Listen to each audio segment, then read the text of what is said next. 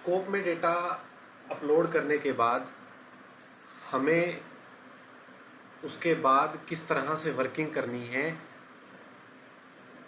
और डेटा को किस तरह से एक एक्सेल शीट में पेस्ट करना है वो आज हम सीखेंगे। तो स्पेयर केयर की तरफ से आपको एक शीट आएगी जिसका नाम होगा डैशबोर्ड पीपीएनआई अपडेटेड।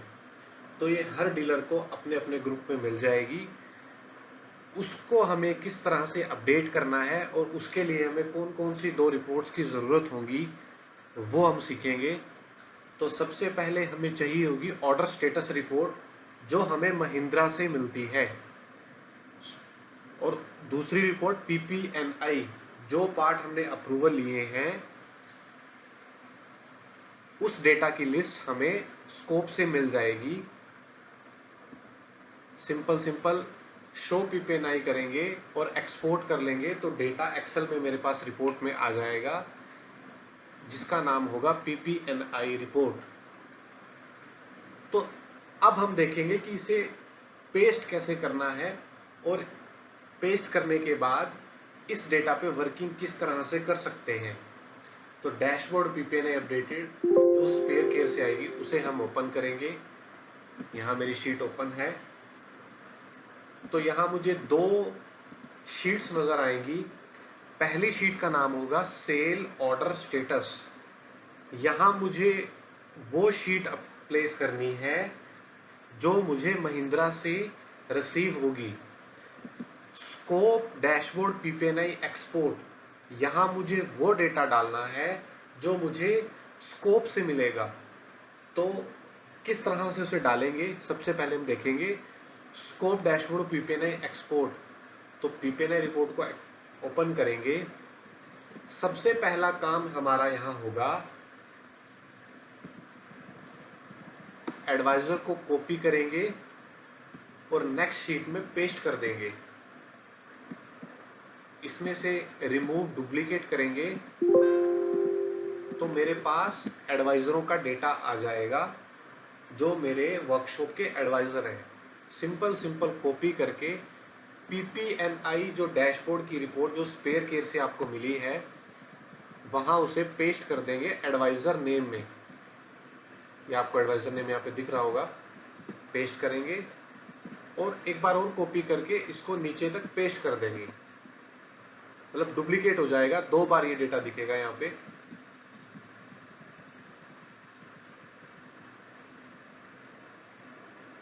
ये करने के बाद आरओ स्टेटस में हमें 2 चीजें डालनी है, जॉब कार्ड ओपन और क्लोज।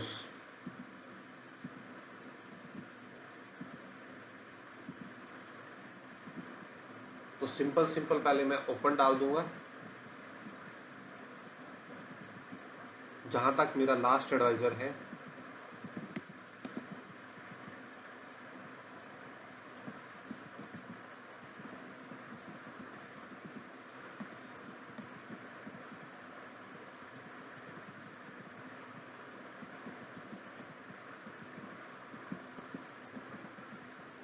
तो अभी हमने क्या किया है, सबसे पहले एडवाइजर नेम मेंशन किए हैं, उसके बाद उसका स्टेटस एक बार ओपन डाल दिया और एक बार क्लोज डाल दिया।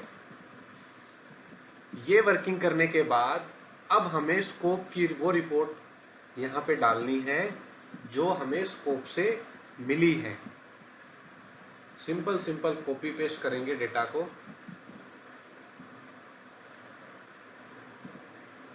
और डैशबोर्ड शीट में वहां से शुरू करेंगे जहां तक एडवाइजर नेम हमारे आ रहे हैं। तो मेरा यहाँ 39 नंबर तक आ रहा है तो मैं 40 पे इस डेटा को पेस्ट कर दूंगा सिंपल।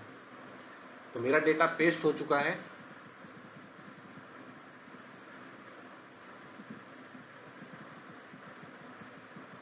एजिंग वाइज तक ठीक आ रहा है, मैंने रीचेक कर लिया इसको।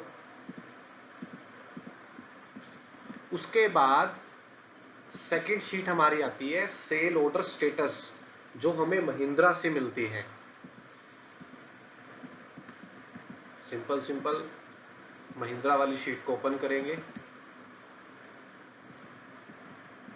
सिंपल कॉपी करेंगे और उस डेटा को पेस्ट कर देंगे। तो यहाँ मेरा डेटा पेस्ट हो चुका है। अगर यहाँ पर प्रोसेसिंग चलती है तो आप उसे 100 होने दीजिएगा, उसके बाद वो डेटा यहाँ पर शो कर जाएगा। तो मुझे दोनों शीट मेरी यहाँ पर पेस्ट हो चुकी हैं। अब मुझे SPM वर्किंग फाइल में आना है और यहाँ आकर डेटा को रिफ्रेश करना है।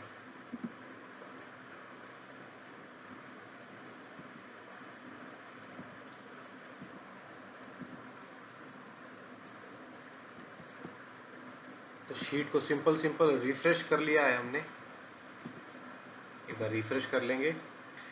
रिफ्रेश करने के बाद अब हम देखेंगे कि पहले हमारा डेटा यहाँ पर शो नहीं कर रहा था, तो डेटा हमारे पास आ चुका है। समरी में आएंगे और समरी में आकर इस शीट का मतलब जानेंगे कि हमने ऐसा किस लिए किया है। तो सबसे ऊपर आपको दिखेगा एडवाइज़र नेम। तो यहाँ आपको वो एडवाइज़र दिख जाएंगे जिनके नाम पर आप अप्रूवल लेते हैं स्कोप में, या एडवाइज़र खुद अप्रूवल लेते हैं स्कोप में। तो यहाँ मैं अगर सिंपल देखूंगा अजय कंबोज, तो मुझे यहाँ पर अजय कंबोज पर क्लिक करना है और डेटा यहाँ पर दिख जाएगा कि स्टॉक वैल्यू जिसका जॉब कार्ड क्लोज हो चुका है DMS में, और उसके पार्ट अभी भी स्टॉक वैल्यू में अवेलेबल हैं। इसने ये पार्ट अपने लिए मंगवाए थे लेकिन इशू नहीं करवाए। तो इसी तरह मैं अमरदीप को देखूंगा, अमित कुमार को भी देख सकते हैं, नवीन कुमार, सुमित। तो इस तरह से मुझे एडवाइज़र वाइज डेटा यहाँ पर नज़र आएगा। और इस क्रॉस पर अगर आप क्लिक करेंगे तो फिल्टर आपका रिमूव हो जाएगा। यहाँ आपको समरी बेस्ड डेटा मिल जाएगा जिससे आप आसानी से एडवाइज़र को ट्रैक कर सकते हैं। सिंपल क्लिक कीजिए संदीप शर्मा पर, फ़ोटो क्लिक कीजिए, संदीप को भेजिए कि आपका 96,000 का डेटा ऐसा है जो आपने मंगवाया था, जॉब कार्ड भी क्लोज हो गया लेकिन आपने पार्ट लगवाए नहीं, कृपया इन पर रिव्यू कीजिए, या गाड़ी आपकी वापस आएगी वो आप ले सकते हैं। तो इस तरह से आप सबको एक एक डेटा देकर अपने इस पार्ट को कंज्यूम कर सकते हैं। तो फिल्टर यहाँ पर सिंपल रिमूव करेंगे।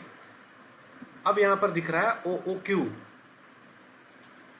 OOQ मेरा वो डेटा था जो बैक ऑर्डर में है, जिसका जॉब कार्ड जिसके पार्ट हमने अप्रूवल लेकर मंगवाए हैं, अभी बैक ऑर्डर चल रहे हैं। तो अगर यहाँ पर कैंसलेबल वैल्यू शो हो गई, मान के चलो 3,17,000 में से अगर यहाँ पर 10,000 की वैल्यू भी आ गई, तो डेफिनेटली वो पार्ट आपके कैंसिल हो सकते हैं, उनका डिलीवरी चालान अभी नहीं बना है।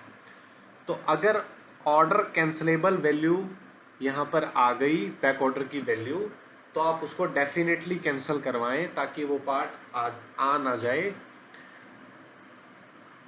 और आने के बाद आपका वो बिकेगा नहीं और नॉन मूविंग हो जाएगा। तो इसी तरह से ओपन केस में है, स्टेटस क्लोज, स्टेटस ओपन आपको दिखता रहेगा। तो आप OOQ कैंसलेबल वैल्यू अगर यहाँ पर शो कर रही है, आप एडवाइज़र से कंफर्म करके इन पार्ट को कैंसिल डेफिनेटली करवा सकते हैं। इस शीट के माध्यम से आप इसका फ़ायदा ले सकते हैं। OOQ यहाँ आपको पीरियड वाइज डेटा नज़र आएगा, किस तरह से 1,85,000 का डेटा आपका 0 से 15 दिन का है। ये क्लोज और ओपन दोनों आपको दिखाएगा। इसी तरह OOQ वैल्यू का भी आपको डेटा दिखाएगा और कैंसलेबल का भी डेटा दिखाएगा। अगर यहाँ पर कैंसलेबल में कोई भी डेटा आ जाता है तो उसको आप कैंसिल करवा ही सकते हैं। वो डेटा इसीलिए यहाँ पर मैप करके आपको दिखाएगा कि ऐसी कौन सी वैल्यू है जो OOQ में आ रही है जो आप कैंसिल नहीं करवा सकते और जो आप कैंसिल करवा सकते हैं, दोनों आपको यहाँ पर शो कर देगा। तो कैंसलेबल वैल्यूज़ जो आप कैंसिल करवा ही सकते हैं। तो पहली शीट में हम इस तरह से चेक कर सकते हैं। अब मैं देखूंगा SPM वर्किंग फाइल। यहाँ मुझे part line wise advisor wise data नज़र आ जाएगा। अब मुझे देखना है एडवाइज़र नेम। मैं वहाँ पर देख रहा था कि 96,000 96,000 का मेरा वो कौन सा डेटा है, तो हम उसे चेक करते हैं। संदीप का वो 96,000 का डेटा था। अब संदीप ने बोला कि मेरी वो कौन सी पार्ट लाइन है जिसमें 96,000 का डेटा शो कर रहा है। हम सिंपल सेकंड शीट में आए, एडवाइज़र पे हमने संदीप को सिलेक्ट किया,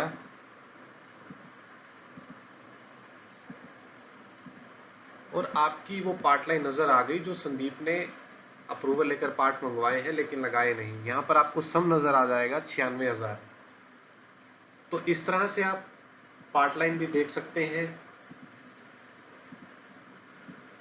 ऑर्डर टाइप देख सकते हैं, स्टॉक के लिए, व्हीकल के लिए, OOQ देख सकते हैं। सबसे बड़ी चीज़, जो पार्ट मेरा बैक ऑर्डर है, मैंने चेक किया कि मेरी ऐसी कौन सी क्वांटिटी का है, तो यहाँ पर हम चेक करेंगे। अब मेरा ये डेटा OOQ में अवेलेबल है 3,19,000। इसमें अगर मैं और फिल्टर करना चाहूँ तो मैं यहाँ पे एडवाइज़र नेम भी डाल सकता हूँ कि ऐसा अमरदीप का कौन सा डेटा है, तो अमरदीप का डेटा यहाँ पर नज़र आ जाएगा। अब मुझे देखना है कि ये 2100 का जो डेटा है, इसका जॉब कार्ड ओपन है, क्लोज है। ओपन सिलेक्ट करूँगा तो नहीं, ओपन नहीं है, क्लोज हो चुका है।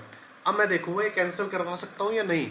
यस करूँगा तो नहीं, ये कैंसिल नहीं हो सकता, ये पार्ट आएगा ही आएगा, इसकी डिलीवरी बन चुकी है। तो इस तरह से हम इस डेटा पर वर्किंग कर सकते हैं। अब मैं एक सेकंड चीज़ और देखता हूँ। अब मैं देखना चाहूँगा कि ऐसा संदीप का मेरा कौन सा डेटा है। संदीप पर जाएंगे, OOQ सिलेक्ट करेंगे, आई थिंक संदीप का ऐसा कोई डेटा नहीं है, नहीं, OOQ में संदीप का कोई भी डेटा नहीं है। तो यहाँ पर फिल्टर हटाएंगे, सिंपल किसी और एडवाइज़र को हम सिलेक्ट करते हैं यहाँ से।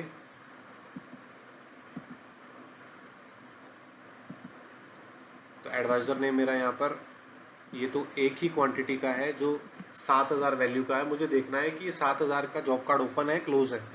ओपन करूँगा तो नहीं, जॉब कार्ड ओपन नहीं है, जॉब कार्ड क्लोज हो चुका है। कैंसिलेबल और नॉन कैंसिलेबल, येस नो, मैं कैंसिल नहीं करवा सकता। ये नो का मतलब ये कैंसिल नहीं हो सकता। इसी तरह से मैं अगर देखना चाहूँ एडवाइज़र नेम एक और अमित के नाम से, कोई भी डेटा नहीं आ रहा। किसी मनिंदर कुंडू जी हैं कोई, उनको हम देखते हैं, तो OOQ में इनका डेटा अवेलेबल है। अब मैं देखना चाहूँगा कि इसका जॉब कार्ड पहले ओपन है या नहीं है। इसका भी जॉब कार्ड ओपन नहीं है, जॉब कार्ड क्लोज हो चुका है। कैंसिलेबल हो सकता है, नहीं कैंसिल नहीं हो सकता, ये भी नॉन कैंसिलेबल है। तो इस तरह से हम डेटा पर वर्किंग करेंगे और अपने इस पार्ट को लिक्विडेट करेंगे। तो दिस इज़ द पीपेने डैशबोर्ड एक्सेल फाइल जिस पे हम वर्किंग करते हैं। तो आप इस डेटा को डालिए और अपने इस पार्ट को कंज्यूम कीजिए। सिर्फ 2 ही रिपोर्ट की ज़रूरत है, स्कोप की डैशबोर्ड पीपेने पहली शीट, और सेल ऑर्डर स्टेटस जो हमें महिंद्रा से रिसीव होगा दूसरी शीट। दोनों को यहाँ पर पेस्ट करके SPM वर्किंग फाइल में रिफ्रेश कर दीजिए, तो डेटा आपका यहाँ पर नज़र आ जाएगा।